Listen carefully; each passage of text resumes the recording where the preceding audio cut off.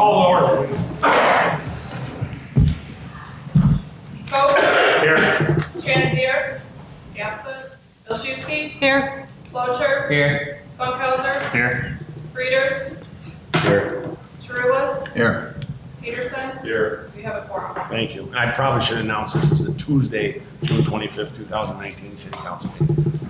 Now, if we have the Pledge of Allegiance, please.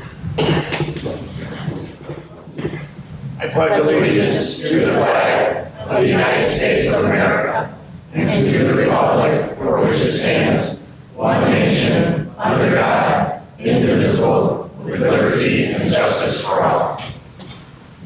Thank you all so much. Okay, we do have a quorum. Just one thing on the agenda. We will have an executive session for litigation, so just so you're all aware of that. And we need to approve the agenda. I was forgetting, we just accepted it. You asked for an amendment in case somebody wants. Okay, are there any amendments to the agenda other than what I announced? Seeing none, now do we, I always forget. Accept it. Okay, you want a motion to accept it? No. We'll just accept the agenda. Right. Just these processes are slightly different still. Okay, I know we do have a presentation today. Ray, where are you at? Okay, we have a new police officer being sworn in. And I know Ray has a couple things. Yeah, we hired a new officer, so Officer Nicholas Curtis, could you come up here, please? This officer, Nicholas Curtis, he comes to us from the Memphis, Tennessee Police Department. Oh, my. We worked for 3.5 years. He was born and raised in Illinois, so he's coming back. He also got a Bachelor's of Arts degree at Washington University, and he recently just bought a home in Yorkville. Oh. He's ready to move in. So we've got to know him the past couple weeks, and we're getting his training done with the state so that we can get him as an Illinois certified police officer, and getting to know him. We're really excited to have him. We can't wait to get him into the field training program. So without further ado, Mayor Purcell, would you do us the honor of swearing in Officer Curtis, please? Right? So, Oh, that was my first. How are you? Congrats. Okay, you raise your right hand. Now I want to make sure this is okay. Last time I screwed up with the camera. And now for me, I decided over here. Okay, just repeat after me. I state your name. I, Nicholas Curtis, Having been appointed to the office of patrol officer have been appointed to the office of patrol officer in the United City of Yorkville, in the United City of Yorkville, in the county of Kendall aforesaid. in the county of Kendall, Aforesaid. aforesaid. Excellent. Do solemnly swear that I will support Do solemnly swear that I will support the Constitution of the United States, the Constitution of the United States, the Constitution of the State of Illinois, the Constitution of the State of Illinois, and that I will faithfully discharge and that I will faithfully discharge the duties of the office of patrol officer the duties of the patrol officer of the United City of Yorkville Police Department of the United City of Yorkville Police Department, according to the best of my ability. according to the best of my ability. Congratulations.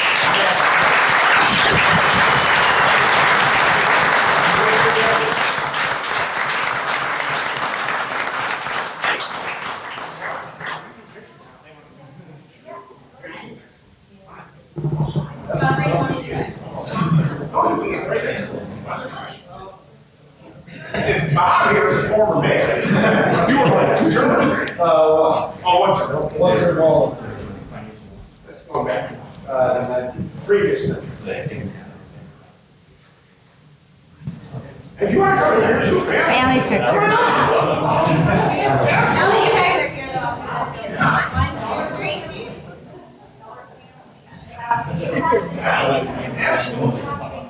Go ahead. We planned until 8 o'clock for pictures. I'll email him the pictures and then you can have copies. You're good. All right. Sure. You're gonna have to get real close.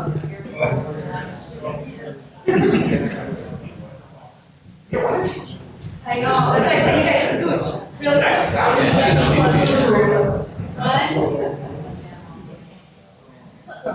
I need you to stand up.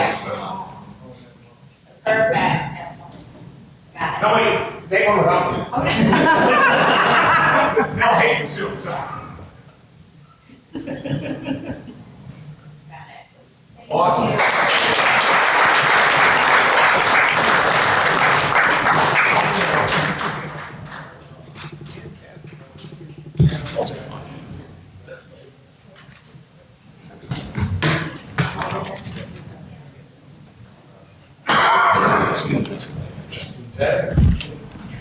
I'm being picked up by the mic.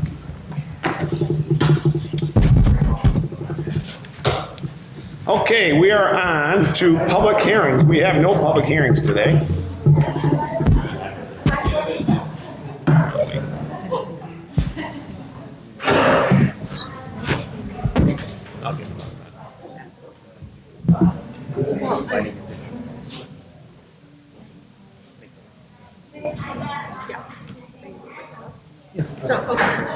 You can just send it back.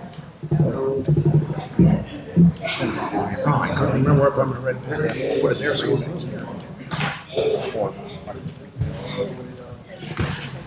Okay, next thing, do we have any citizen comments on any agenda items?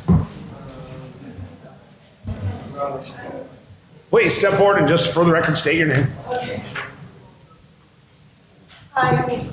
Hi, I'm Lisa Walansevich. I just want to let you know that one of the entities that was going to be speaking about the jail proposal is running late, and he'll be here about 7:45, Thank you so much. okay? Okay, any other citizen comments on the agenda items? Please state your name, sir. Todd Millern, 61 Cotswell Drive, Yorkville.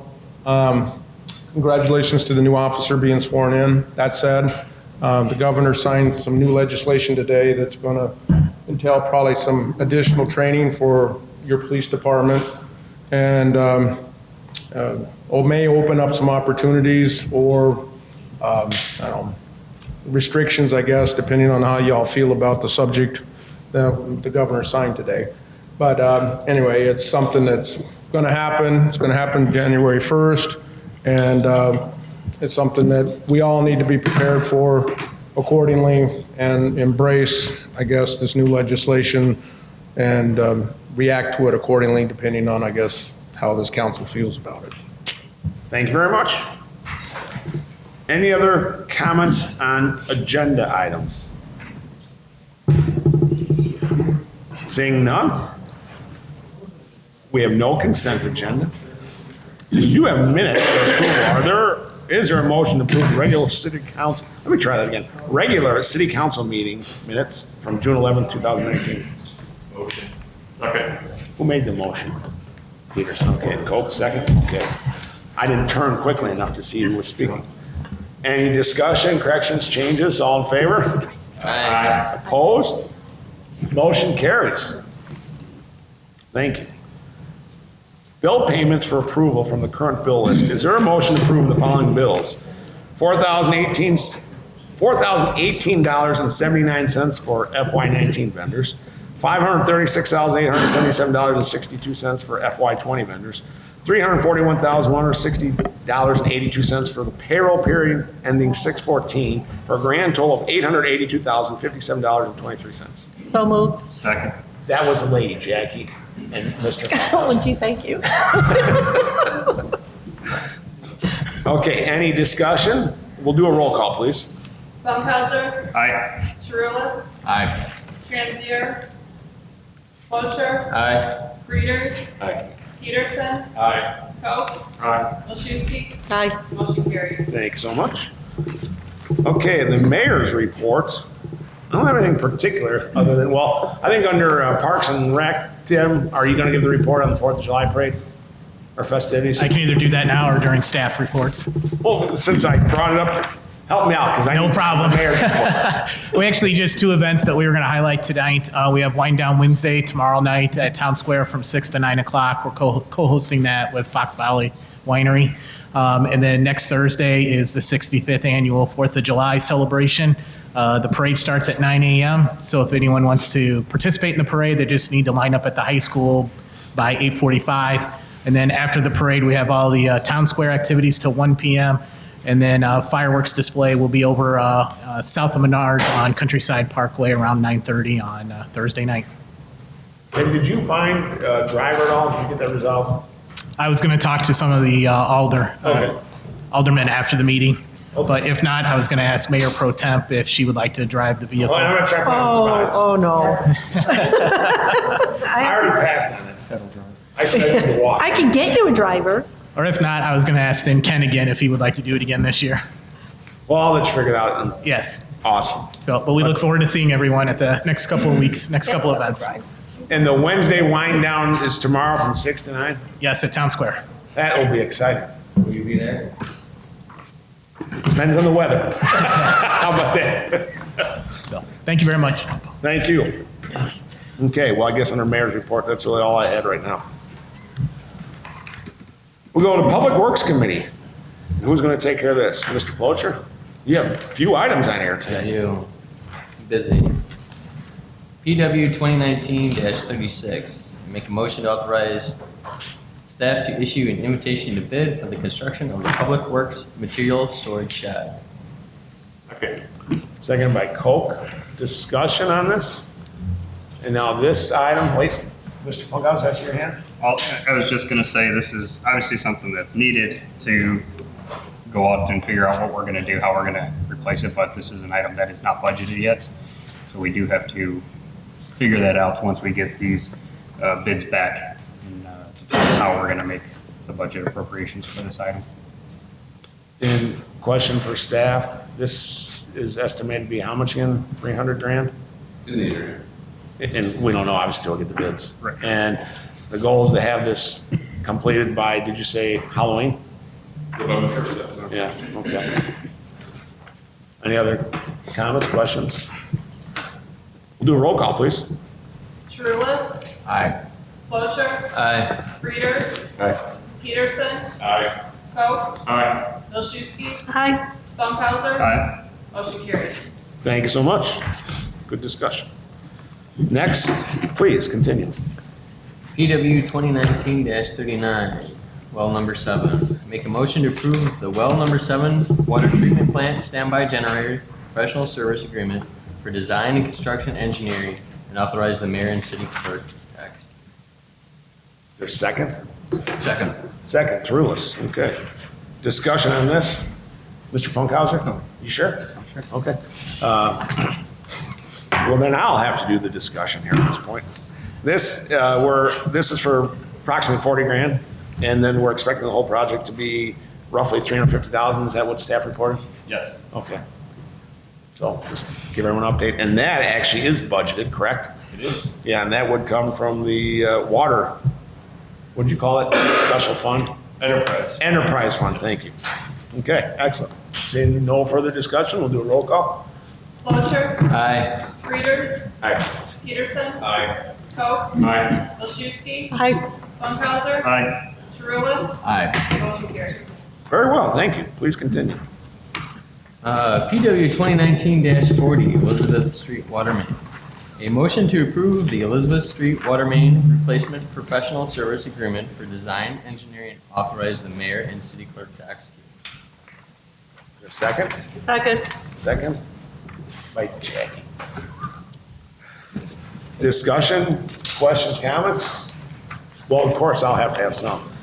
So FYI, for those who aren't on the committee or those in the public who are curious, this for Elizabeth Street, and what I was told is this goes to the west end of Elizabeth Street, and then it loops to the north and connects, what did you say, Washington? Or? Connects down all the way to Fox Road. Oh, Fox Road, okay.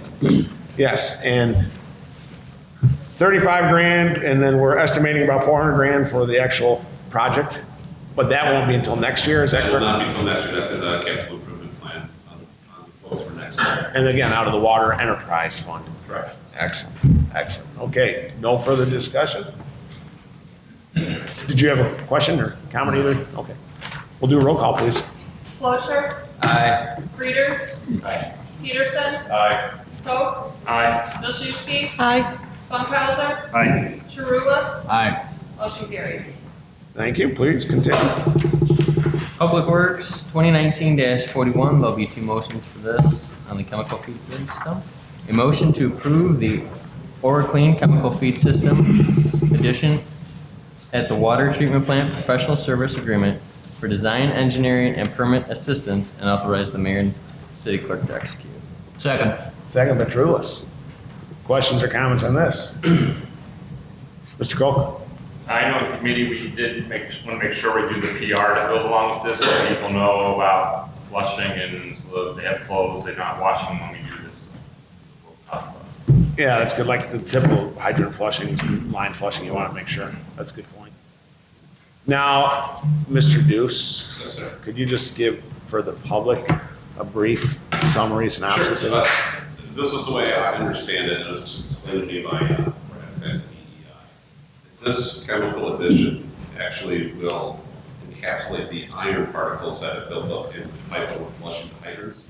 And when we flush it, we actually flush out those particles along with it. So it actually will get rid of the iron, which actually takes away our chlorine. And we are trying to get a more even distribution of chlorine through our entire 140 mile plus of water mains throughout the city. Questions? And this is a one-time expense other than, The reuse of our renewal of the chemicals. but the majority you said is for the system. Correct. So, it sounded good. Ms. Milszewski? How, is this like a daily thing this is put into the water It'll or just when you're flushing? Just when we're flushing. Mr. Peterson? So out of the chemicals actually, so just when you're flushing, I think the question that I would get is, people think chemicals, they think negative. Can you explain a little bit about that, how it's not going to be too? Yeah, this is approved by the EPA, the IPA as well, and they're, I think Bart actually passed out some sheets that we could put online to, the chemical breakdown and how it actually works, but it just encapsulates that iron, and then when we flush it flushes it right out. And did you not say in the long run, this will make the chlorine levels more consistent? Yeah. In the It will, supply? absolutely. It'll make them consistent throughout town, whereas people sometimes now we get complaints of high chlorine smell and a kind of a chlorine, almost cool water taste. So we're trying to eliminate that and even out the taste of the water and the chlorine levels throughout town. Excellent, thank you. Jackie? Does this also take like the metallic It should even out. issue out of the water Yeah, too? it should even out a lot of that, which could be caused by the iron. Other questions? Mr. Plocher? We've installed several in other communities and everybody's been fairly extremely happy with it. It has done what they said, and where they were getting complaints before, they have definitely come down. Really, that's good to know. Thank you. Others? Some more scintillating conversation. We'll do a roll call, please. Frieders. Aye. Peterson. Aye. Koch. Aye. Milszewski. Aye.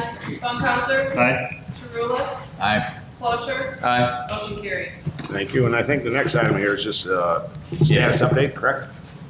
No, there's still a motion under 2019. Oh, yeah, he's got one more motion. Yeah. The second motion authorize the purchase and necessary equipment and chemicals to the implement of the OraClean chemical feed system. Second. Second by Coke. Okay, so this just is goes with the, yeah, okay. Any discussion on this point? Thank you for the clarification. Go ahead with the roll call, please. Tarulis. Aye. Clocher. Aye. Frieders. Aye. Peterson. Aye. Koch. Aye. Milszewski. Aye. Bunkhauser. Aye. Motion carries. Excellent, thank you. Public Works 2019-42, Blackberry Woods is in your packet for information. Motion necessary? No, it's a. Right. So we'll move on to Public Works 2019-43. Motion to approve the 2018 Road to Better Roads Program. Request for change in the plans and engineering. Final payment, estimate, and authorize the mayor and the mayor to execute. Not you. I want to hold that, I didn't see a hand over here at the time. So it said that there was going to be more information on Blackberry Woods. A verbal update was going to be given to us? Oh, Do we- sorry. So we complete the motion. Okay. Can we come So, back to that? Yeah, we'll circle back. Great point. My esteemed attorney here has advised me, let's get a second on the motion that was just made Second. by Mr. Funkhauser. So this is for the Roads to Better Roads program, item 6 on your agenda, I believe. Yes. Let's complete this motion and then we will circle back. I appreciate that. Okay, so any comments, questions on this one? Actually, Bart, tell us what this one is, number 6, please. The Road to Better Roads program one? Yes. This is the closeout of last year's Road to Better Roads program. It's the paperwork and final change order for the project, reducing the overall cost of the project to meet as-built quantities. So there's no actual money, it's just a form we got to send to the state, I believe this is one of the many forms. Okay, any questions? Roll call, please.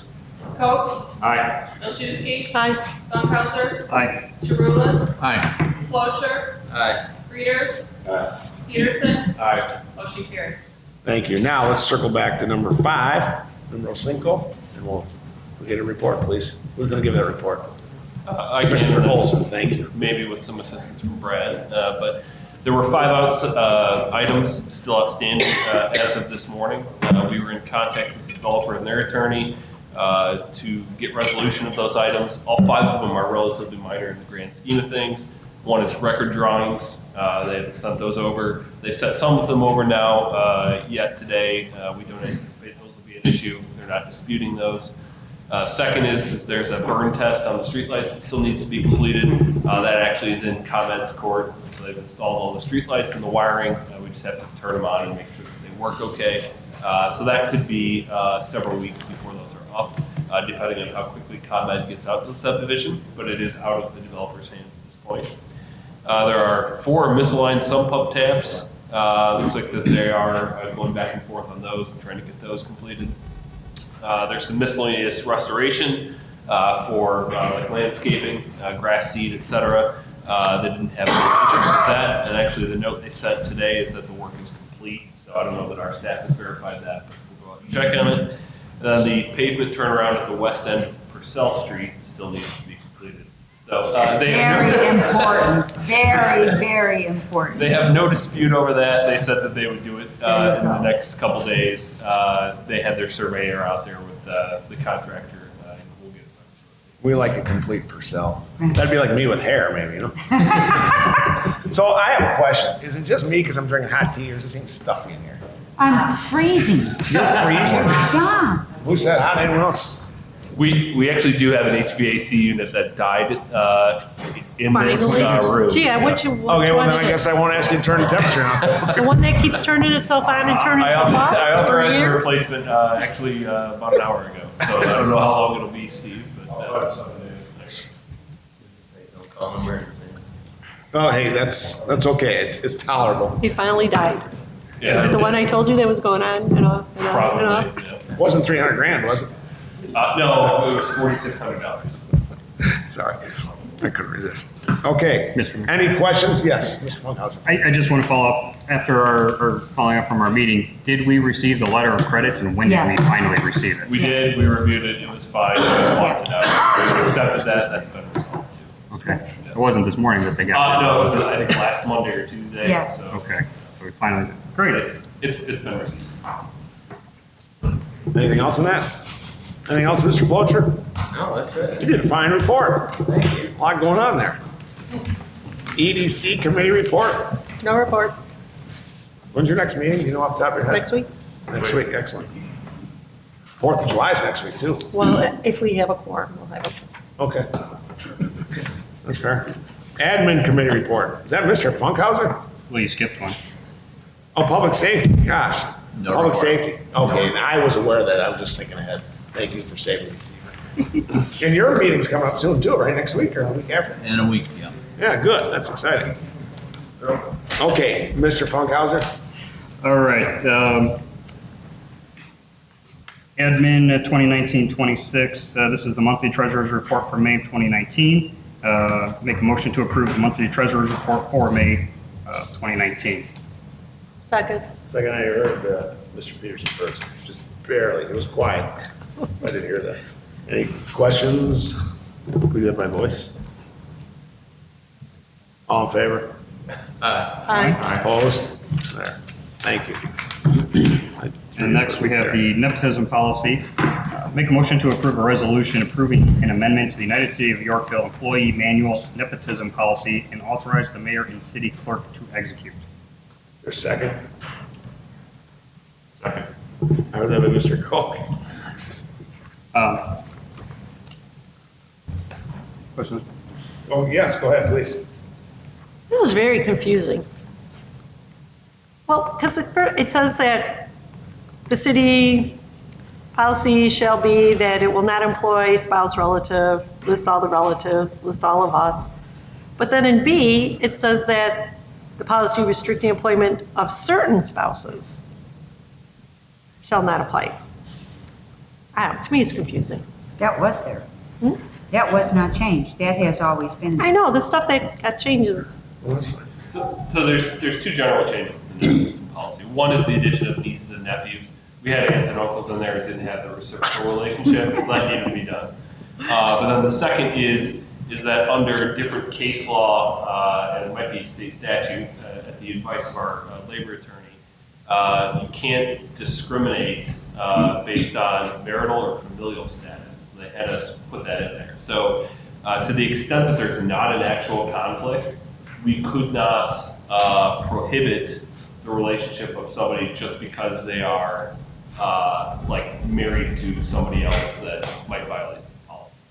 So she said that we needed an out to be able to look at these on a case-by-case basis on the off chance that there is marital or familial status issues rather than immediately terminating the employee or preventing them from getting a promotion. You're supposed to look at that on a case-by-case basis to figure out if there's a way to accommodate it and not have a conflict.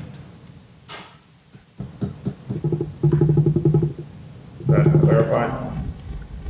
It's like a lot of words. Correct. Because there is case law.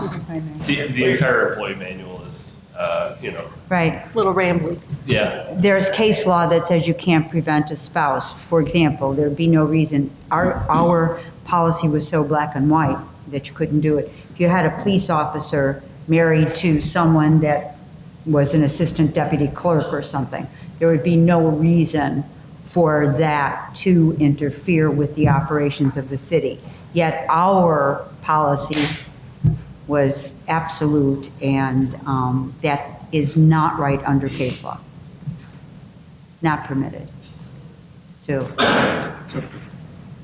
Do we have the ability to make the language clear that the intent is for this not to be having someone work under a direct superior, so if you have a department head, but then down under a superintendent, under a foreman, you have a summer help person who's working 15 hours a week.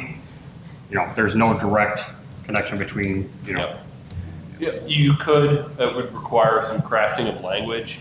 The insertion of the phrases regarding marital status specifically are to protect us from being sued for discrimination. So my suggestion would be to adopt those as is so that we don't get in trouble in that regard. And then if we want to actually change the policy itself, how it applies to people, et cetera, we would come back and do that as like a follow-up ordinance.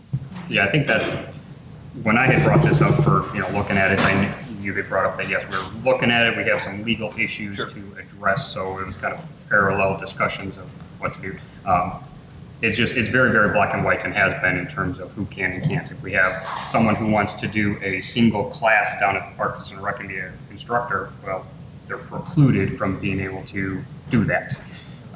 Even though it's a case-by-case one type of class. I don't think that's really what we want is the intent, if that's the best person for that position. I understand we don't want to be hiring everybody's kids that are sitting up here to be doing work around the city. That's not the intent. that is why Labor Council has suggested the language as is. You stated the case yourself. You named 3 different situations where it should be handled on a case-by-case basis. And so the recommendation is that the language stays as we have it with the certain employees, and that you be given an opportunity to look at it on a case-by-case basis. Because I don't think any of us could come up with enough examples of where it could be confronted. Other questions, comments? Roll call, please. Funkhauser. Aye. Chirulis. Aye. Wiltshire. Aye. Readers. Aye. Peterson. Aye. Koch. Aye. Milczewski. Aye. Motion carries. Thank you. So if, Mr. Funkhauser, if you feel it needs further discussion, We can always bring it back. What's that? We can always bring it back. absolutely, yeah, but this at least get us current. So, okay, anything else, Mr. Funkhauser? That's it. Yeah, I didn't know if there's anything else you want to report on. Nope, not under administration. You know, one thing, I always forget something under mayor's report. And I have to say, thank you all. I was nervous my first time out of town, and I came back and everything was just peachy, so thank you very much. You have a very good mayor pro tem. There you go. Okay, Good staff. now we're on to the park board. Do we have anything? No reports. Okay, planning and zoning commission? Oh, this is just move on. Okay, next item, city council report. We have the sale of 111 West Madison Street, the old jail. And if you look, that's 2018, that goes back to last year.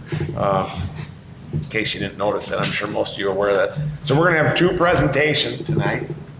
We have asked both the presenters to be brief with their presentations, 5 to 10 minutes, and then allow for questions afterwards, because I think most of us would rather, at least I would, most of me would rather ask questions.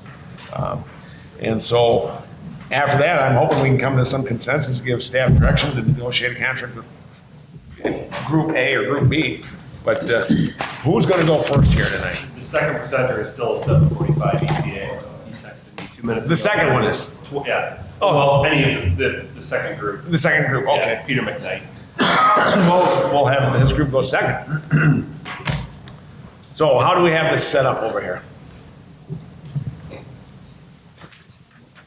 We do have some photos from Jatara and Imperfect Angels that will be showing throughout her presentation, but the majority of her presentation will be verbal.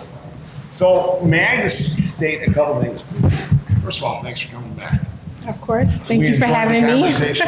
And then the second thing, oh, this is awesome. And the second, that's My little cheerleader. good for you. I love it. The second thing, just please, for the record, state your name. All right. My name is Jatara Perry. I am the president / founder of I'm Perfect Angels. All right, may I begin? Oh, please do. I'm sorry. Okay, it's okay. The floor is yours. All right, so good evening, everyone. So first, we just want to thank everyone for allowing us this opportunity. It's been quite a journey since March, and we've truly grown attached to this building and our projections on what we want to do and what we feel we could bring to the city. So I just wanted to start by thanking you guys. So, as I stated, my name is Jatara Perry. I'm the president of I'm Perfect Angels organization. We're mainly known for our mentoring program at the Aurora Police Department. We've done some pretty magnificent things in the city of Aurora, and each year they continue to ask us to come back until we just became a permanent program. So we're kind of hoping to kind of shed that over into Yorkville here now. So we're requesting to purchase the property at 111 West Madison Street in Yorkville, Illinois. Our plan for this building after rehab would be to open the following. So the second floor of the main building, we will be looking to open a community center. This will be to help youth and young adults with resources, educational seminars and workshops, and also to provide guidance to build a future to help sustain themselves post-high school. We'll also be rehabbing the unit on top of the garage of the attached structure, and we will be changing that, keeping that as a residential unit, which we will be renting at an affordable rate, hopefully for a family here in Yorkville. We will be using the first floor of the main building to create commercial suites for small business owners at affordable rates to help them to establish a professional environment and also to provide more services and products that's not currently being offered in the city, especially in the downtown area of Yorkville. Last but not least is the garage below the apartment. So the garage, we're planning to remove the garage door and put in a glass to create a business there, a retail business. So, of course, right now we've been speaking with a lot of prospects in regards to the commercial suites and the garage area, and we've included insurance agents, personal masseuses, a detail business, and also a prospective owner of a juice bar. So during this process, we have completed our due diligence of this property in your city, and we feel we've determined the best solution for us and the city of Yorkville as we travel our journey together to conduct business for many years to come. So this is our planned order of business. First, in our first phase, we are expecting to do all the removal of the roofing, damaged framing and sheathing of the buildings, including the demolition of the corridor that's actually connecting the buildings now, so they will be two separate structures. Our second phase will be including upgrading the utilities to both Building 1 and Building 2 as required. This includes, but not limited to, the water lines, sanitary lines, power, and gas lines. In our phase 3, we will be working on building number 2, which is actually considered the apartment and garage, which will be a retail business. We will be renovating the structure, including new HVAC, electrical and plumbing systems, replacing windows, doors, etc. And we will also begin the tuck pointing of all masonry, and tucking on that building. Okay, in our phase 4, we will be working with the main building. We will be working with renovating, gutting, and cleaning of that building, including the new HVAC system, electrical and plumbing systems, replacing the windows, doors, etc., and completing the tuck pointing on all masonry. All right, then on our 5th phase is when we will go into the second floor of the main building, which will be the community center. And that will also include HVAC, electrical, plumbing, things of that sort. And then we will be constructing the actual necessary constructions for the community center, as the commercial suites will be built out as vanilla boxes only. Okay, and then, so with the many streams of income that we plan to generate from this property, which is ranging from monthly rent all the way down to the vending machines, we expect this venture to be beneficial for our organization as well as the city of Yorkville. So, the taxes that we plan to generate. We have requested from the city of Yorkville a total amount of $250,000 in TIF assistance. The reason why we've asked for this amount is because we feel as though with our estimated $1 million in renovation costs of the building, we feel as though out of support for what we're bringing to the city and the property value that we plan to increase, we feel it's fair at the 25% for this assistance. So, I worked very closely actually with the supervisor in the city of Yorkville's assessor office. Me and him, we kind of went over the numbers, and his quotations was, it's very hard to determine the taxes that'll be generated because this has been a building that's been tax exempt pretty much since it's been here.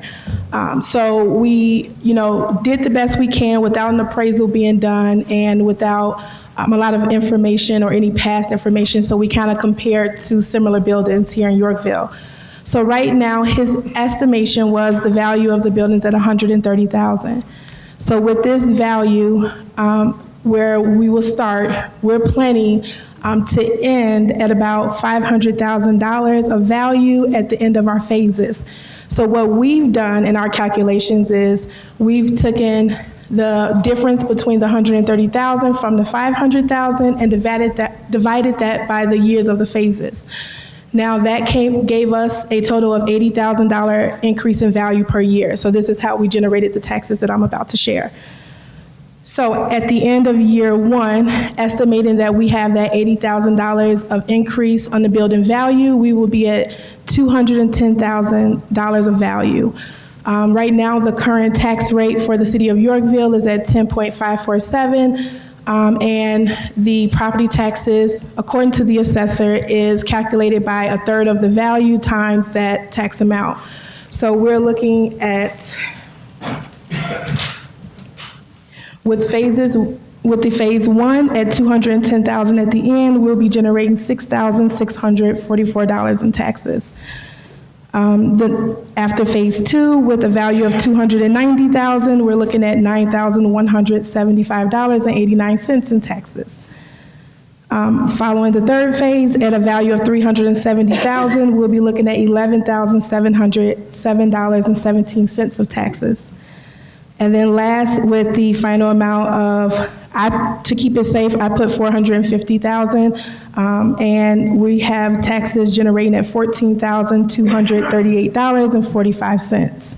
However, I do want to go on record that these are estimate amounts, and this is purely based on the value at appraisal upon the end of each year. Okay, so with that TIF amount of $250,000, I've stated to the officials of Yorkville that we are open for negotiation in regards to how we plan to have it distributed. But of course, we are requesting a 80-20% split for the first three phases, and then following that, once the taxes, once we get into phase four with the taxes, then we'll be willing to do a 70-30 split with the city in regards to our taxes up until the 250 is paid and complete. So with that being said, I just would like for you guys to kind of take a look at the screen here. This picture right here is what I'm looking in regards to the retail space. This is exactly what our vision looks like, so I'm just trying to give you guys a visual of what we see and our vision of what we would like to do with it. So in the instance of the retail location, that photo is what we plan for that garage area to look like post-rehab and construction. I'm sorry, Bart, if you can go to the next one. Okay, this is a photo of the outside of the building courtesy of the Yorkville Historic Preservation Society. I wanted you to see this because I just wanted to give you a visual of that garage area with the apartment above it. If you take out that garage door, that's where we will be implementing a glass with a door in the middle to create it into a retail space. So I just kind of wanted to give you guys a visual of what that would look like. Okay, Bart, if you can keep going for me. Now, this right here starts some of the work that our architect, his name is Tom Schlucker, which I'm probably damaging his name, but he's with TES Architects. They did magnificent work throughout the city of Naperville on historic buildings, and I've stressed to him how important it is to us that we're trying to keep the historic nature of this building, and we want to still keep the history and the character that this building started and where it means most to the residents here in the city of Yorkville. So he did a Masonic temple, and I just thought his work was really amazing. So I just want to show you guys some of the great work that he's done. Okay, so that was and this is actually a building that was built in 1922 that he actually was able to save and renovate. That is now fully functioning as apartments, and I believe it's retail on the first floor. This is actually our planned outlook for the reception/office area of the community center. That will be on the second floor. This is our planned outlook with a little bit changes to the ceiling, but this is pretty much the vanilla box that I'm saying we're planning to have for the commercial suites. This will be actually one of the Wi-Fi homerooms that we'll have two of in our community center, which will be a place where the young adults or the youth can come and get tutoring, help with schoolwork or any other projects that they're working on. And then this would be kind of a classification of what we would like our art room to look like. We will have an arts room that will consist of photography, writing, painting, drawing, media, a lot of different things with the arts. So we're expecting to have just the roundabout table with the opening in the center for the facilitators that we have that will be volunteering to give these workshops and seminars. And then this would be one of our tech rooms that we're planning to have. We're right now actually currently working with Google and Apple, trying to create a relationship with them and how we can provide technology seminars and workshops to help youth that is trying to find where they want to go post-high school. We want to get a lot of them into technology and the different things that that can bring, because that is like one of the biggest innovations coming for the future right now. So we're really big on kind of intertwining technology and the fields of that going forward. So we have expressed interest from Apple and Google with that. Okay, let's see, do we have any more, Bart? Is that completes it? Oh, I'm sorry. Someone has a question? Oh, she's doing it. I'm sorry, I'm like blaming you. I'm like, Bart. This is also another photo of a historic home that TES Architects worked on in Downers Grove, Illinois. And it was one of my favorites actually when I first had my consultation with them and seeing some of their completed work. So I just wanted to give you guys a kind of a visual of that. Sorry, it's kind of all mixed up. I didn't know which way they were gonna be presented, but okay. And then this is just them in the midst of the work, just showing what it kind of looked like prior to, which you will see the final result if we haven't passed it. Oh, okay, yeah, you see the final result. So they actually built a whole like middle wall inside of it to separate a room. So I just kind of wanted to show you guys some before and afters of some of their work. And that starts back at the beginning. So thank you so much. Any questions?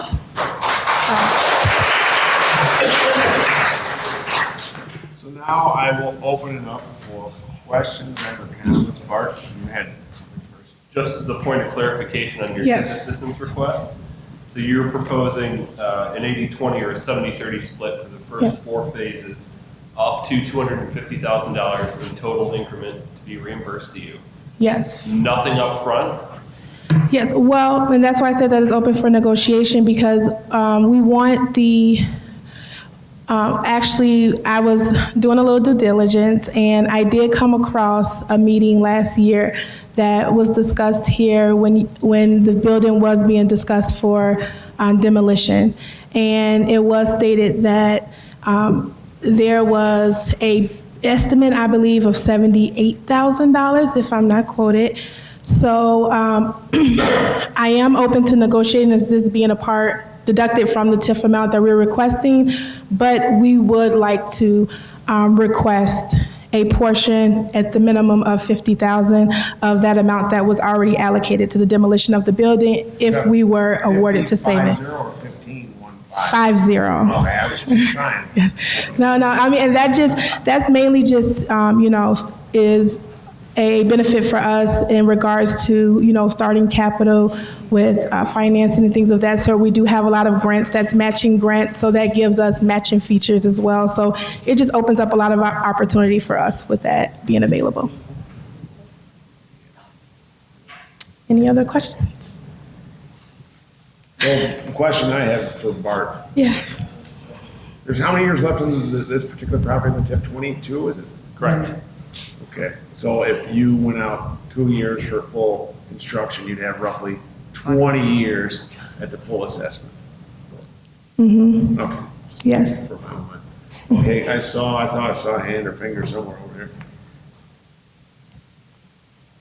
Do we want to wait till the other presentation goes and then ask questions at the end of both of them?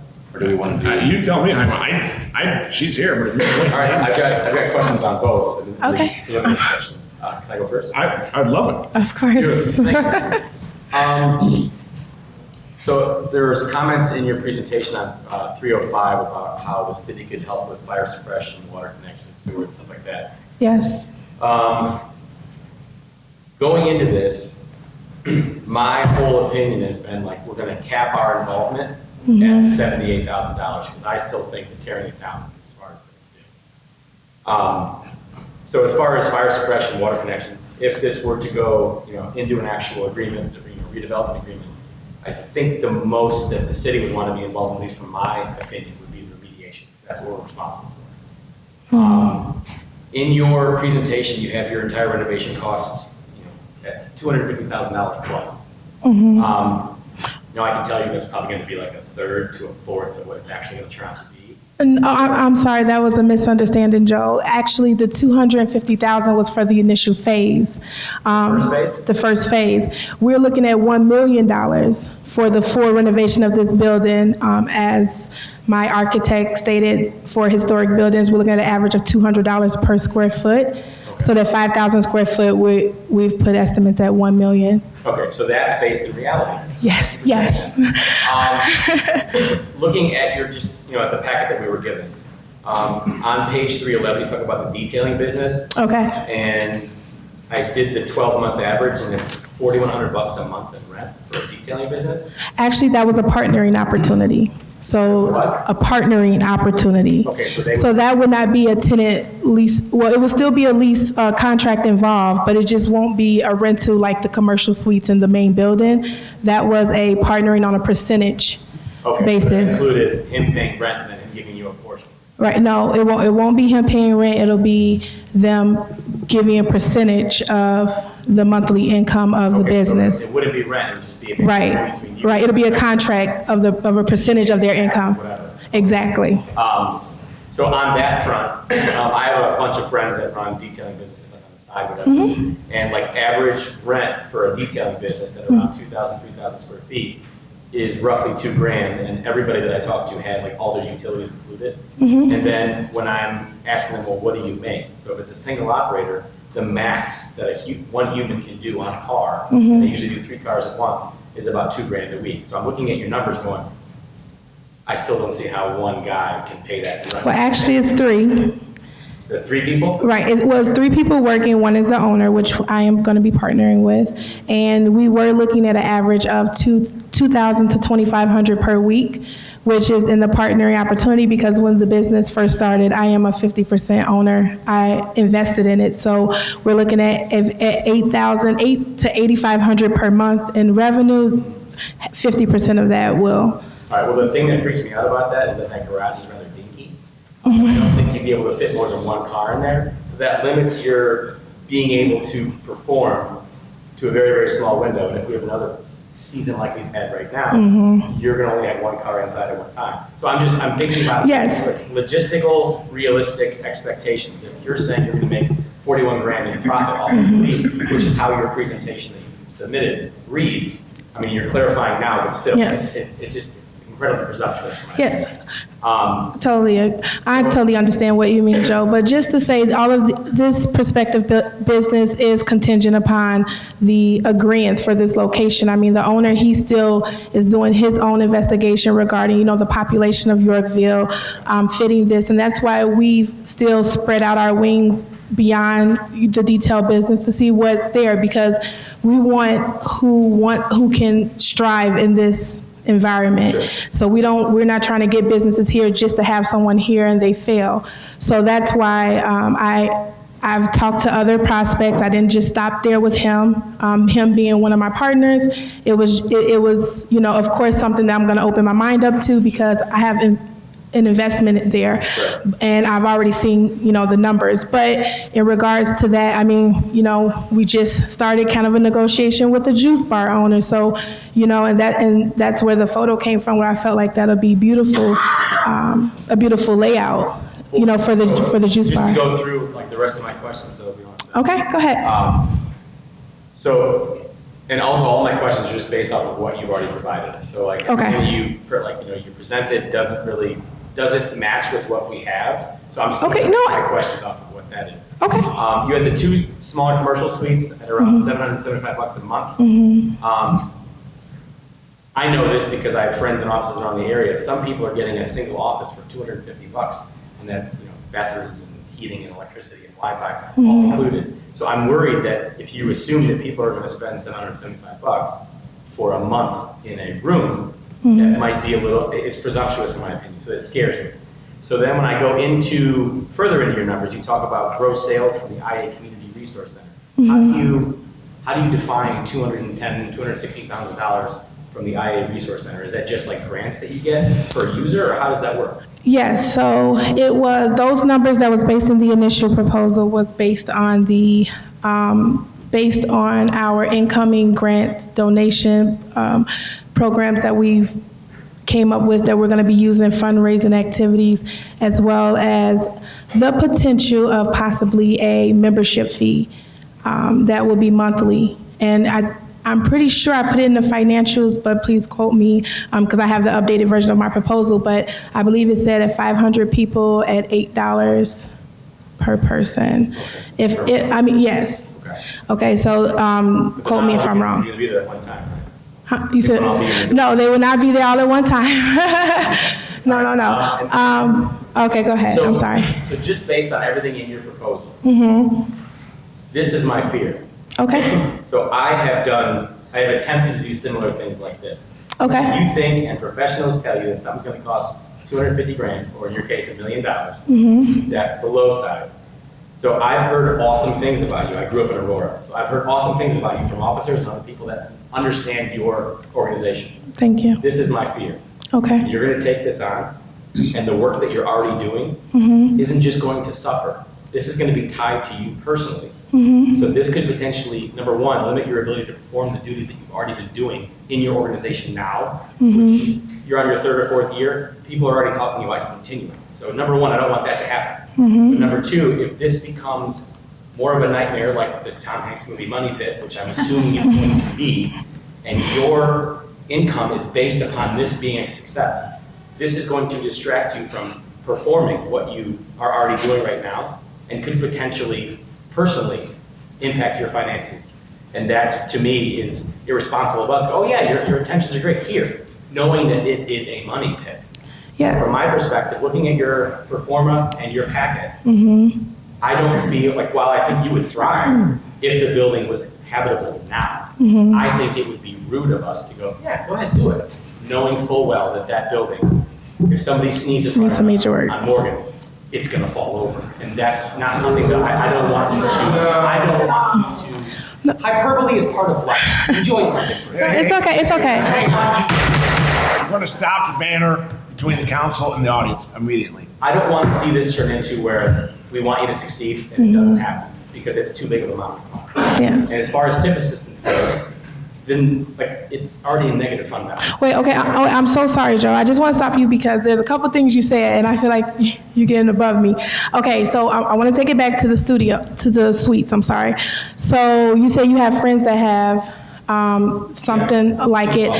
I mean, there's a lot of details that go into that. I don't know what square footage they have. I mean, we're looking at a whole first floor that we're separating into 3 suites. I mean, this is probably big enough for probably 2.5 ballrooms. So I don't know if their suites is just little square boxes. I don't know if their suites is big enough to hold, offices with a receptionist. I'm not sure. So that vague comparison is, that would have to go into way more detail before we kind of put that together. But in regards to my work that I do in Aurora, I mean, as fundamental as I can put it is, that's why you have a team. I have a whole team in Aurora that will be my Aurora team.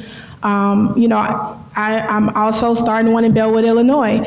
I have a team there. I'm not planning to come out here and neglect my obligation in Aurora and what we've started because that's our home base. That's, the first people who believed in what we can do. So that's there. But I kind of feel like, I'm a businesswoman first. I went to school for finance. I understand the numbers. I understand this project. I've done a lot of work in the last, 8 months. I've put a lot of man hours into this to make this investment. So I understand my personal obligation as well as my organization's obligation to this building. And I wouldn't be standing here in front of you today if I did not believe that this building did not need to be demolished, and if I did not believe that me and my team that I believe in and I hire, that we can get this to a sustainable business that's going to make money for us and you guys. Okay? Thank you. Other council members, questions? I have one. possibly two that I brought up. I brought up to both presenters. One of the concerns I've heard frequently about the property is the roof is in disrepair, and also maybe the breezeway, but the biggest concern I've heard is the roof. What assurances can you give to us that if you get this awarded, we come to an agreement with your organization, and to Mr. Frieder's concern, 6 months of this, you say, this just isn't feasible. What concern, or how can you allay my concerns that we're gonna go 6 months without that roof getting repaired? Okay, so of course the roof is our number one concern. My architect stated to me, as he's my professional in regards to this construction thing. So that's why we're demolishing the corridor in the middle. I mean, replacing that roof is gonna serve no purpose. The businesses that's gonna be in that separate building has nothing to do with the community center or the commercial suites. So we're gonna put the money into demolishing that middle so we don't have to worry about that. Our first order after, including with the demolition, and our first phase is to get the repairs or replacement. Now, we did receive the estimate. That's, I think, a little bit short of $20,000 for the roof. And we've already started working on that even before even knowing if we have this building. So and that's why I stated the request for that $50,000 for matching grants, because we've received quite a few matching grants to help us with that. So, well, it's our first order of business. So the sooner. A month, 6 months, a week? I think as quick as we can get everything completed in regards to the closing and everything, I think that we should definitely be able to get it done within 60 days. Okay, and would you be willing to post money or a bond with the city in case you decide you just don't want to do it? I can possibly, I would definitely want to speak with my attorney and, many people about it, but as I say, I'm open for, working with Yorkville. I'm not working against it. So anything that will help you guys to feel secure in what we're trying to do, I'm open for that discussion as long as it's in the best interest of my organization as well. What would help me? Of course. Mr. Plocher? Of course. I guess I'm confused. Aren't we just selling the building? It'd be like if we're selling a car. Yeah, it's like. I understand your concerns and everything, but yeah, no, it's theirs. They bought it. You buy a car and it breaks down halfway down the street, it's your car, you fix it. Your responsibility. This is, Mr. Plocher. I thought the whole purpose of this was to sell it, so it was no longer our issue. The sales dollars requests in these are nominal at best. And they're also asking for tax incentives. So I understand your point, but I don't think it's unreasonable for us to say, some of the concerns we have, can you assure us he's gonna be taken care of if you're gonna ask for tax incentives? I'm not saying you're wrong, but I think that's just a difference in opinion. Right, but we asked that of any developer that's asking for that, but as for, Well, that can be part of your decision. Right. I'm not saying you have to agree with me, I'm just saying my opinion. And that's why we're here to have this discussion. And we're gonna have to make a decision as a group. Or they and you are. 7. There won't be a tie at 7, that's good. Okay, other aldermen? Yes, we do. Anything else for? I guess that brings up another question. Sure. So we sell it. Done. That's what I was saying. So if we have 78 grand budgeted to tear the thing down, to remediate it, and tear it down, that's our max investment in this building. And we sell it for 500 or 1,000, whatever happens. Then we're done with it. I mean, we might be lenient on fees, we might be lenient on some other things, but outside of that, are we all in agreement that we would be hands off on this thing? Because that sounds awesome. So now it's like, okay, we'll just stop. And honestly, Joel, I think that's exactly what we're looking for. Like, we're not asking for much responsibility of the city besides, yes, the TIF assistance, but really that's really, as you stated with the bond, that's to protect our organization. Like you said, it could be unforeseen tears that happen with this building, and we don't want to go into, now we have to pay the city $30,000, $40,000 in taxes, and we haven't made $1 because we're, investing in something that's, yes, eventually going to make money for the city. But if the city's, draining us before we're able to even get it to a point where it can make even more money for us and them. So it's kind of one of those things where you guys have to partner with us and understand that, yes, in the beginning, it looks like, okay, well, they only want to pay 40% or 30% in taxes, but longevity-wise, it's going to be more beneficial in the end because you demolish it and it becomes land, and then what? The city put $78,000, which I believe with cleanup and everything going to go way more than that, but you demolish this 5,000 square foot building, and then now you're not making nothing on it.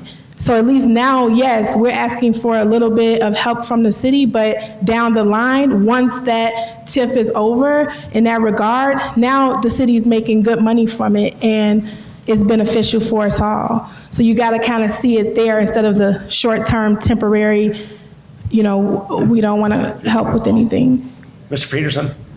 Thank you for your bid. Certainly appreciate both bids, actually, because I think this is obviously a step forward from where we were last fall. Just to get this straight, you looking for $50,000 upfront, and then an additional $251,000 in TIF assistance over the next 22 years, basically? Yes. Okay, so a little over $300,000. That's what it would cost us, right? To do what? Her proposal was $250,000 in total TIF assistance, and $50,000 of it upfront. Right. I'm okay with the $50,000 coming deducting from the TIF assistance. Okay, got it. Yes. Other questions? Are we ready to move on to the next presentation, Mr. Funkhauser? So the $50,000, that there's a little room then still, since we had talked about $78,000 last year for the demolition fees. Would you be looking, or would either developers, this is going to get into some of the details of parking and accessibility for this. We currently have parking out in front of that, but if it's going to become a retail user with a garage, are we going to lose those parking spaces? Are we going to compensate for the parking that we would lose depending on the use? So that would be a cost to the city if we're going to relocate. I don't think these parking spaces are part of the IDOT parking spaces, are they? Well, there were some on-street parking spaces that IDOT compensated us for, but I believe that they are within the right-of-way and or so those are ours, and so those are not an issue that we would have with those monies. That would all be something that I think can be handled through the planning and development process when they actually submit construction plans to us. And then we would, if there are new sidewalks that need to be dealt with, that's within the city right-of-way. We can work with the developer to make that happen. Sure. In general, we did talk a little bit about building and construction codes, but I would expect that would be a significant component of the sale agreement. Okay. And then, would this building, do you have the intent to make it accessible, or as much as possible? Yes. The upper floors are not accessible. Yes, and because even though we're a youth center, we're calling it a community center because we do expect, we don't know where our range may fall. We want to go into helping vets, the seniors.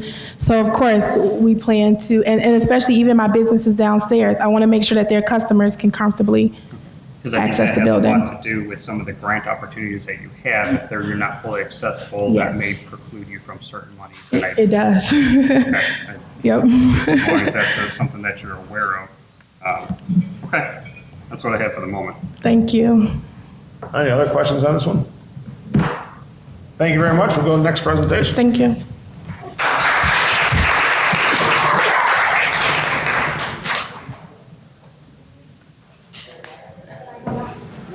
Okay. You know what?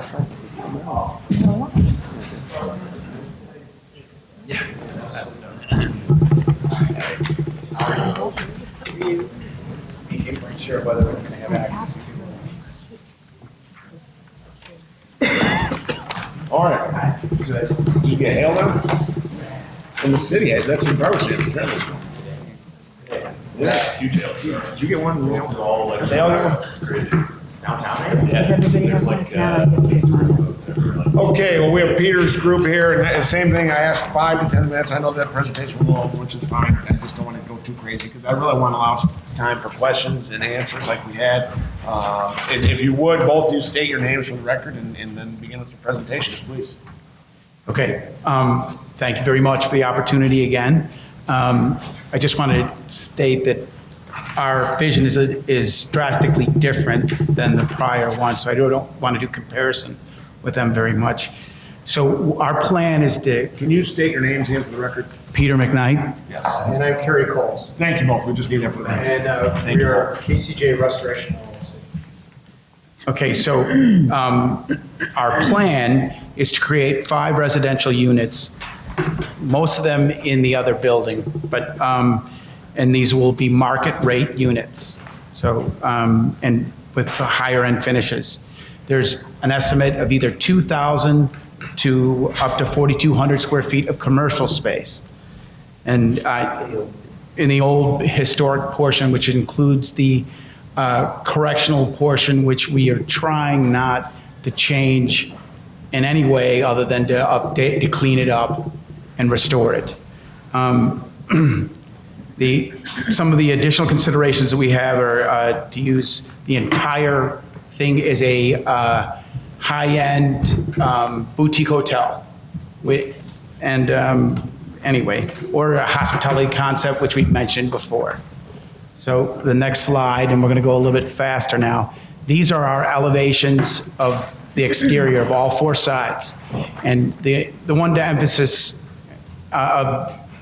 anyway, to, excuse me, the residential side you'll see has decking, which is going to take advantage of the slope. And you'll be able to hopefully see the river. The next one to the right, going clockwise, is we're going to have entrances to the apartments which are dovetailed to the historic elements of the existing porch, and that'll sort of correspond with that. The other one is just, again, showing the residential aspect and the historic elements which we wish to maintain. Okay, moving on to the next slide. Again, maintaining the relevant historic elements of the old jail.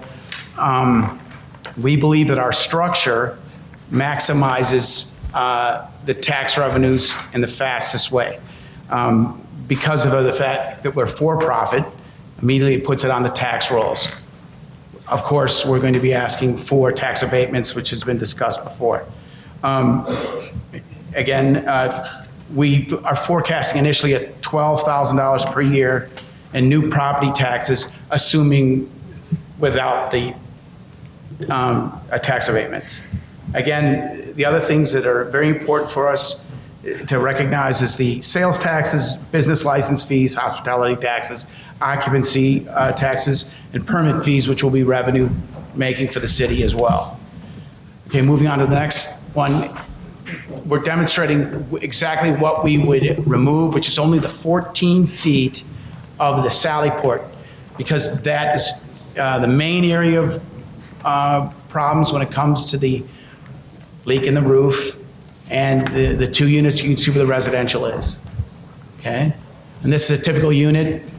And there'll be 4 identical units that'll be mirrored.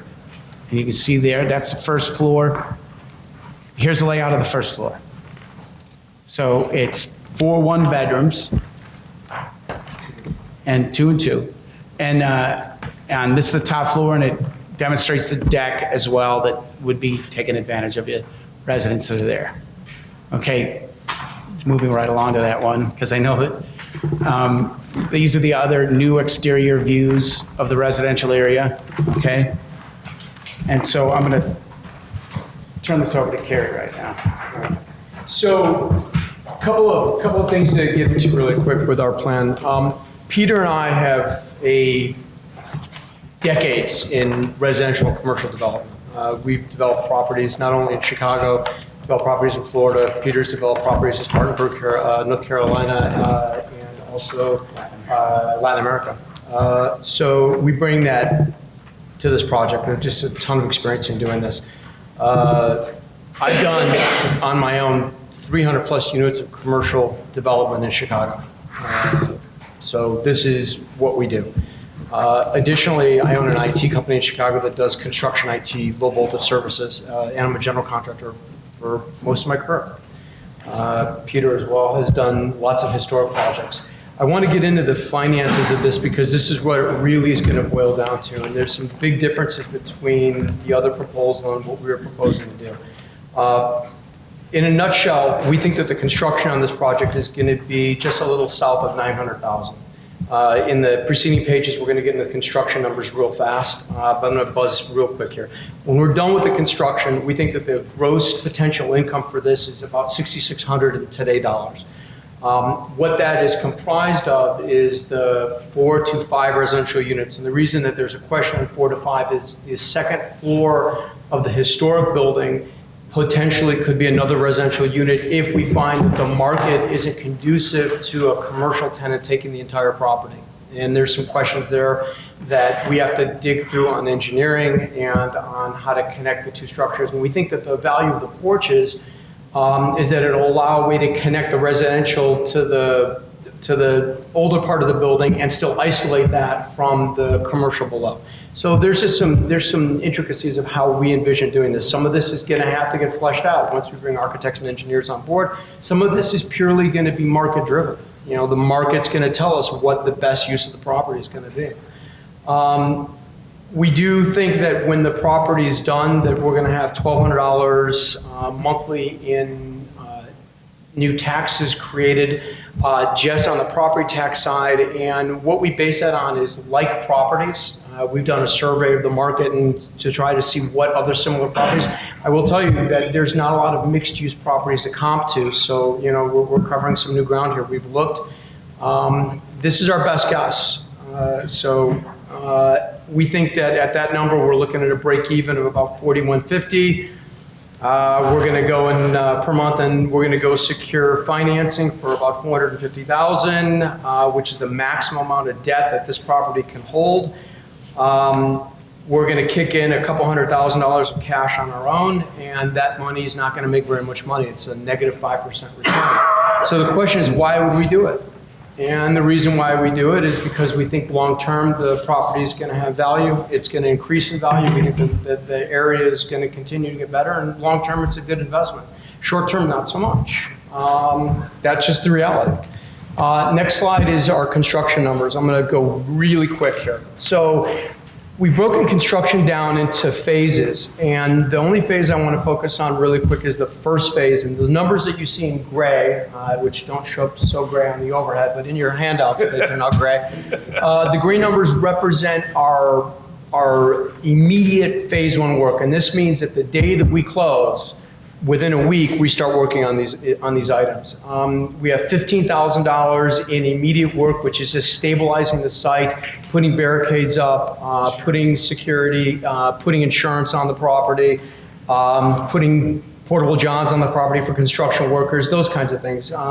We also have the roof work taking place at that same time and the demolition taking place at that same time. And the reason for this is just the phasing of the work. You know, this is the natural progression of how to do the work. So the first phase is going to run, I think it came out to about 106,000. On the last page, we have 106,000 in total. In that 106,000, we're going to look for the city, once we're completed, to forward to us the 78,000 that you guys were holding on to for demolition, because at that point we have demonstrated that we have met the goals of everybody here. And what are those goals? Those goals are to stabilize the property, take care of the environmental issues, take care of the roof, and then we're going to proceed on to the next phases of the project.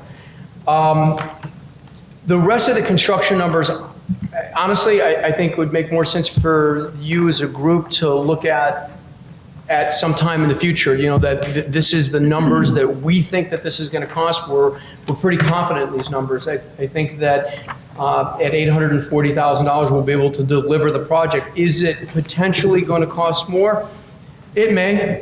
If it costs more, we're on the hook for that. We're going to be personally guaranteed on the notes for this. We're going to bring financing to the table to this from outside sources.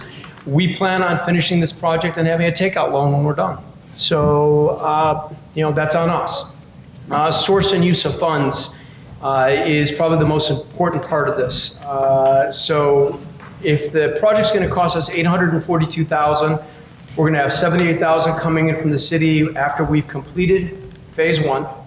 We're looking for an additional $228,000 in TIF funds. Those funds are going to have to come into the project during The first, I would say 24 months. It depends on how long the construction takes, and it depends on what kind of agreement we can come up with the city on how that TIF is going to be funded, whether it's going to be in cash, whether it's going to be in other ways. We're looking at bringing in an outside lender for another $380,000. We think we're going to be coming in with $156,000 plus some additional money in soft costs. That gets us to our $842,000. And then there's just a question of how do we refund the TIF money and if there's any additional tax credits when this is done. The last thing is what benchmarks the city has that we need to meet. Is there anything else? Peter? Yeah, I want to just stress that we're going to finish the first portion of this project, the $106,000, which is on the very last page, which is up on the board. Let me see. Here, excuse me. This is the roofing completed. This is the asbestos abatement, the lead-based paint encapsulation, the demolition of the sally port, the site preparation, the fencing. Obviously, it's sort of working backwards on this side, but site security. And that's the total outlay will be $106,000 before we were requesting that 78. Bart? Just for clarification then on the remaining TIF reimbursements. So you said you would expect a second TIF disbursement to be made to you roughly within the 24 months of construction and then completion in the amount of $228,000 to be determined how that's phased out. Right. But then additionally on the back end, if the project is completed, generating property taxes, you're asking for an additional TIF incentive as the project is paid out over the next 20 years. So here's where it gets, in my opinion, a bit more complicated.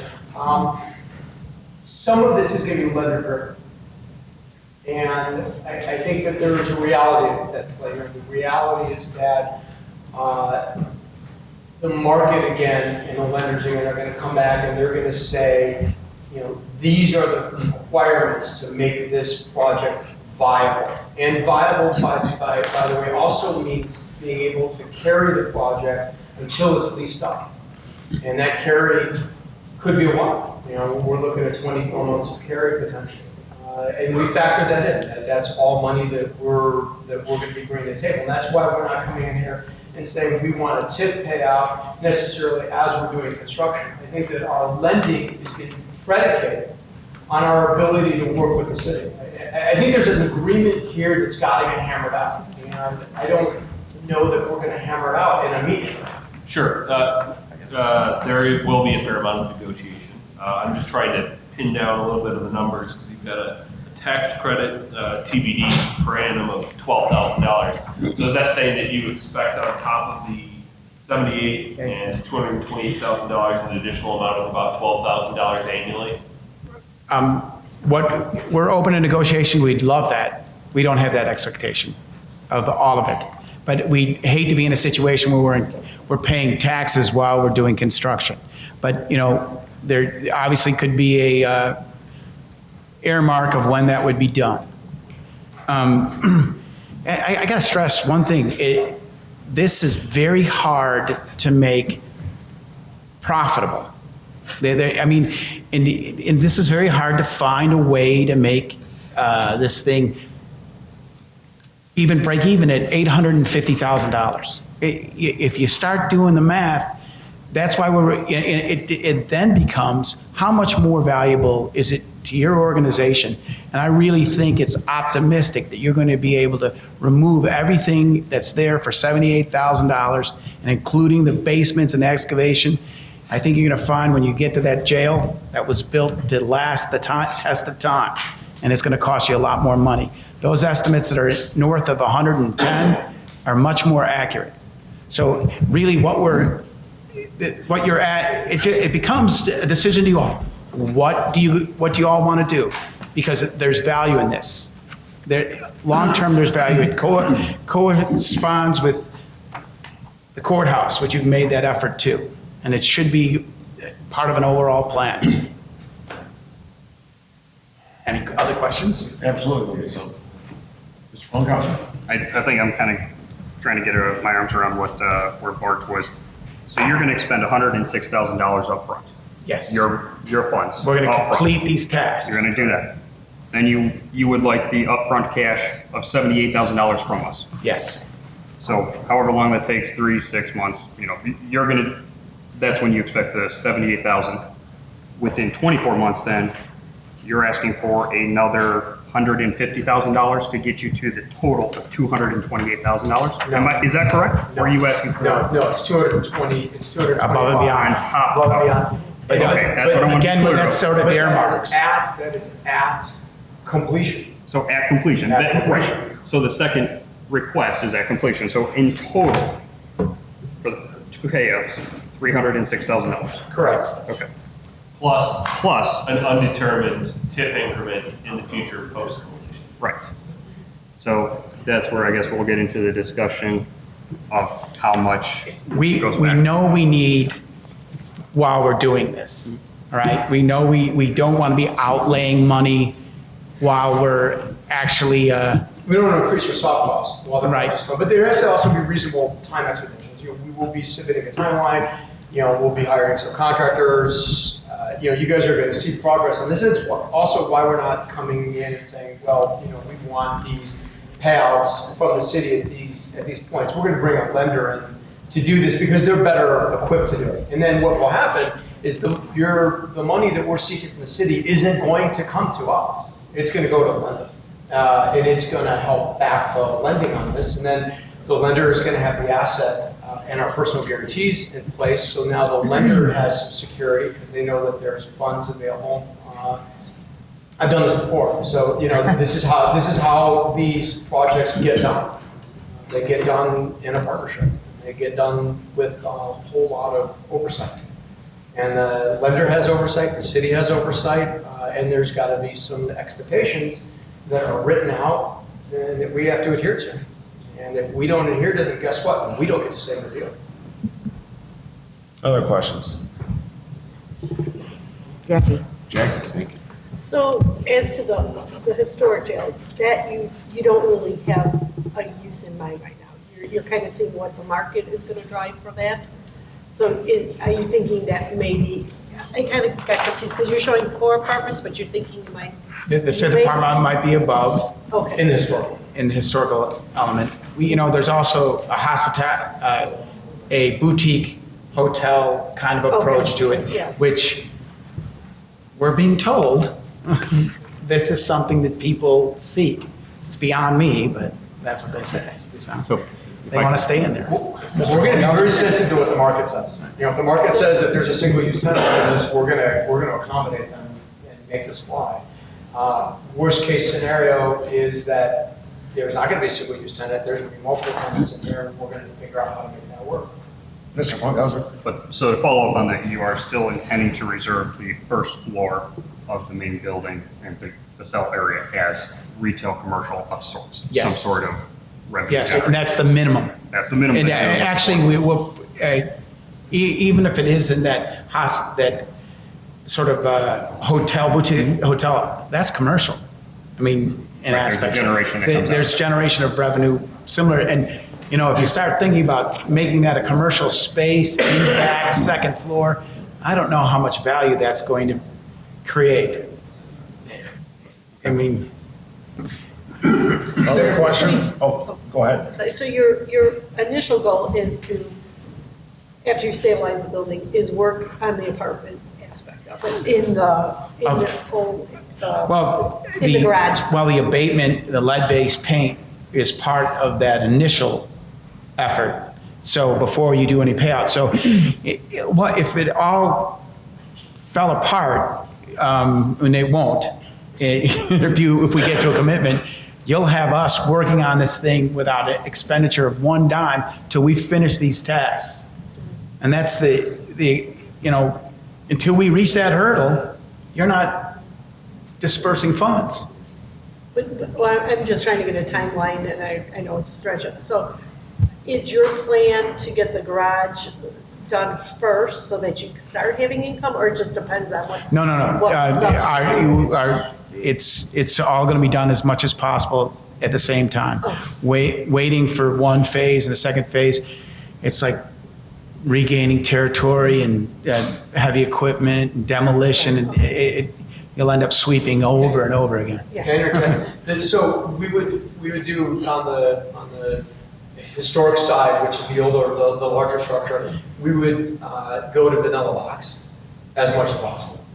So clean it up, do all of the repairs necessary, put windows in, do everything that's within our budget. And at the same time we're doing that, we'll be working on the residential side. The residential side probably will get done sooner. It's a little bit more direct. But again, you know, if a tenant walks in and says we want the building, then we're going to make ready at the same time. The plan would be to get it to commercial rent position as quickly as possible because it stops the bleeding. We're paying interest on the carry, so we want to get out of the, we want to get this stabilized as fast as we can. The longer it's not stabilized, the more expensive it is. Mr. Frears. Thank you, Mr. Mayor. So just to kind of, my pleasure, to compare side by side, because I'm not looking at this as one is better than the other. I'm looking at what's the least amount of bleeding the city is going to do.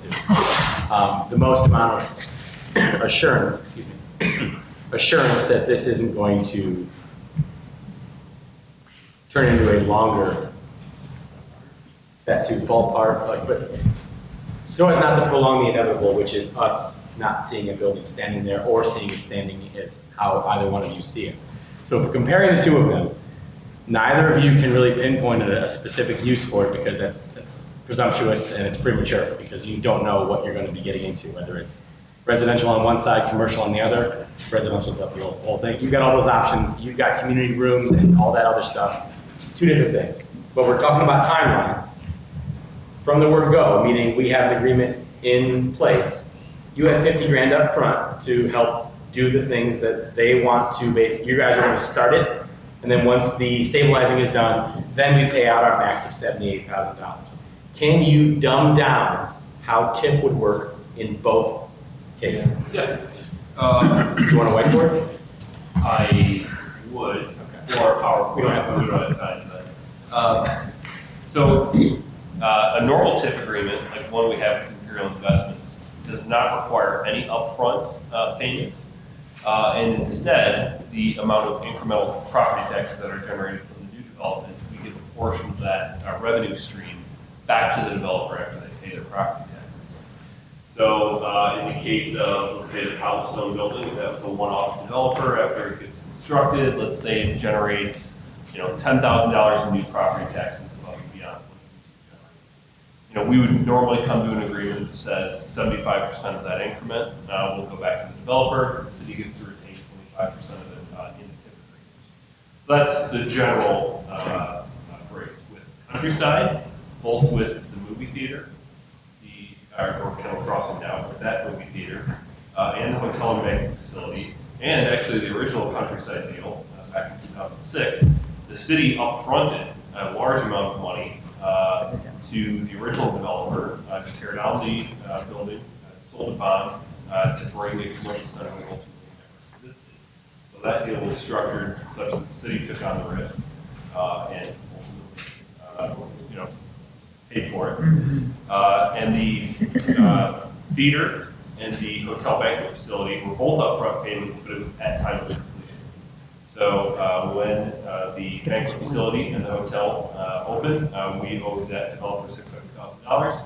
Then we keep all of the incremental property tax revenue in the TIF fund to pay out past bond.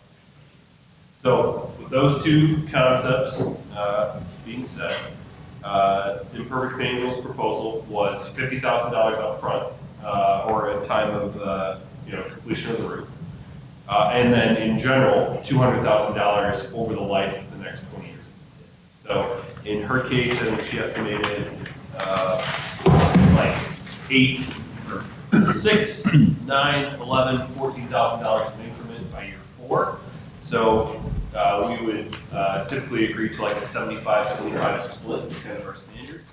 So in that case, 75% of $14,000 in year 4 is going to be whatever the $11,000 amount. We would then pay them $11,000 per year throughout the life of the TIF, capped at the $200,000. So it's a $250,000 total investment on the city's part, but really only $50,000 of it is upfront and at risk. The remainder is if the project fails or if they don't generate the amount of property taxes that they think they will, we don't pay it out, or it's paid out on a smaller percentage basis. So that's the gist of it there. $250,000 total investment over the life of the TIF, 50 of it. McKnight's proposal was a couple disbursements up front. One was $78,000 for the roof and abatement, so that's the cost of our demolition. But they aren't asking for that until they've actually expended $106,000. Then they're also asking for a phasing to be determined later, over the next 24 months, an additional $228,000, so that's the $306,000 total TIF disbursement. And so some of that will be negotiated depending on maybe if they can do the residential side, or the commercial side, or if it brings a tenant, like that'll all be part of the negotiation. But the idea would be, when it's completed, they're asking for $228,000 upfront, okay, again. And then they're also asking for an undetermined TIF increment over time. So if they end up generating $20,000 or $30,000 of TIF increment, the current increment is zero, government. Of the exterior and the abatement of this building. So if for some reason there was a failure, you'd be able, before one penny was spent by the city, those things would be done. Yeah, his proposal will more of a lump sum payment at certain trigger points. Rather than just like a long-term term, yes. So like, immediately on paper, you got 250 versus 306. 250 is going to be up front, the 306 says 78 when the roof is done. That's what we're comparing right now. Well, the 308 is a 308 over a 24-month period plus an additional dollar amount to be determined over the next 20 years.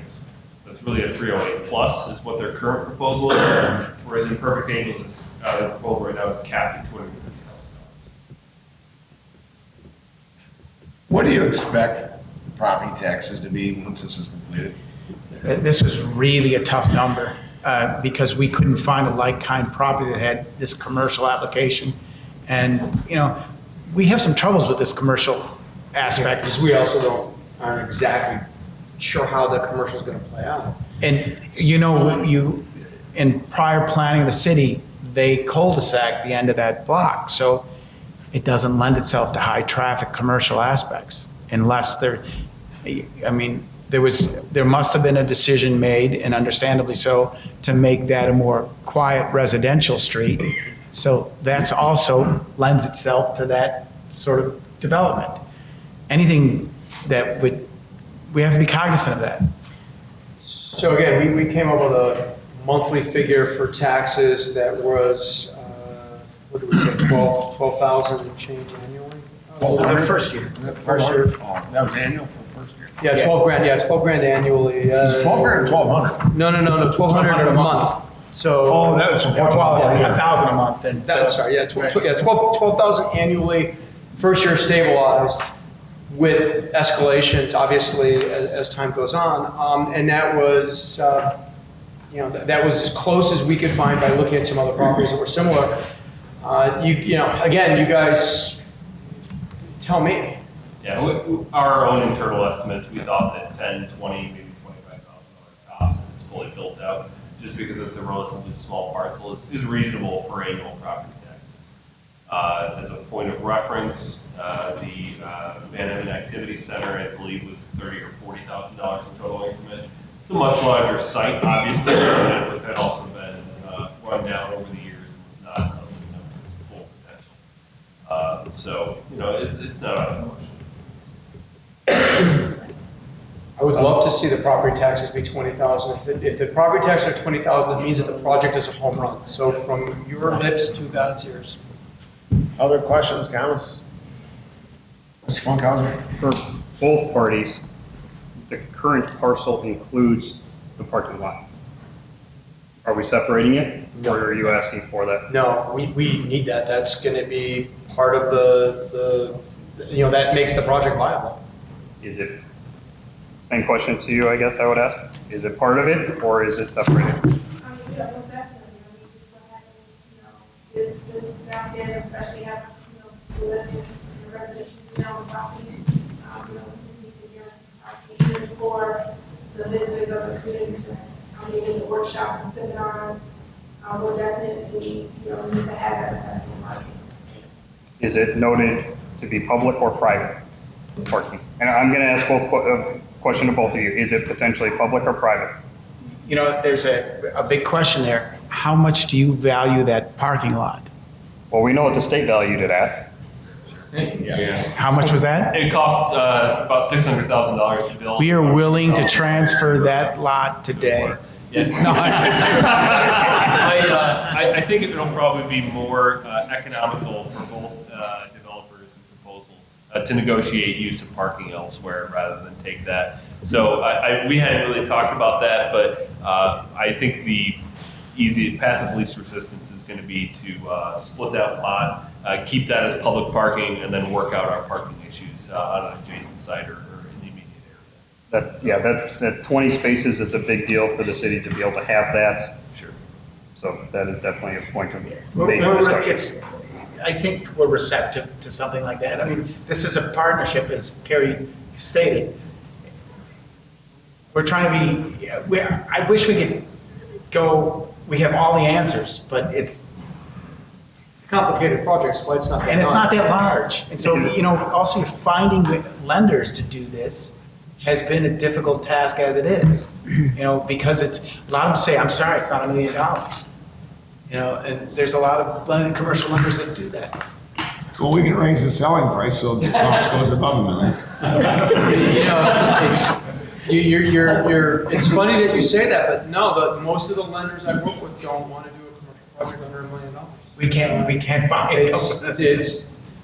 It might take that. So, if I can, you can. Thank you, Mr. Mayor.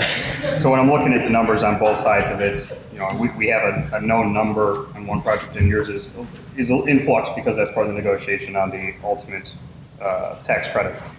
Well, when we start to talk about the parking lot, that if you want that parking lot, if that's going to be a part of your project and something that makes or breaks it potentially, that's a big financial impact for the city because we're losing what is one of our critical needs in the downtown, which is parking.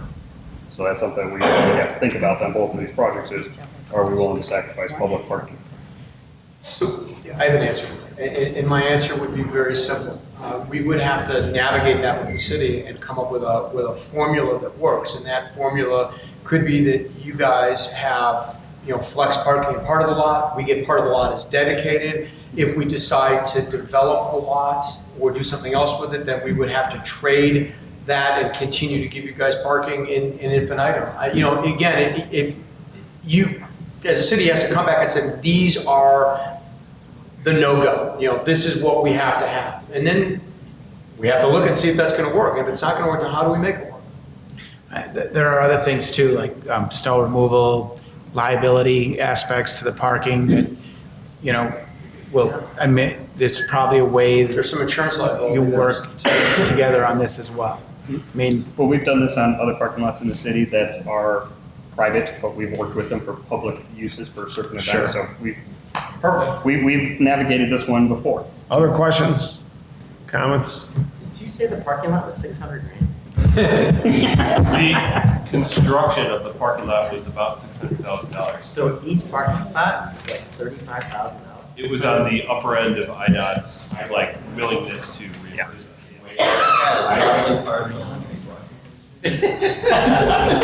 Other questions, comments?